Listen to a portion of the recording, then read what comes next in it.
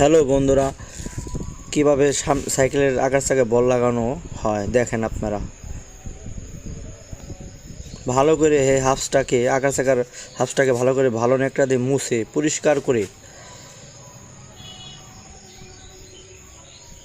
তারপরে হালকা করে গ্রিস মেরে সুন্দর করে গ্রিস লাগিয়ে দিয়ে দুই পাশে গ্রিস ভালো করে লাগিয়ে তারপরে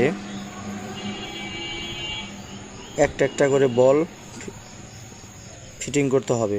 সুন্দর করে বলটি লাগে একটার পর একটা বল লাগিয়ে ভালোভাবে সুন্দর করে লাগাবেন। বল লাগানোর পরে তারপরে সুন্দর করে সাইকেলের স্প্যান্ডেল দিয়ে লাগাইবেন এবং ক্যাপটা সুন্দর করে ফিটিং করে দিবেন।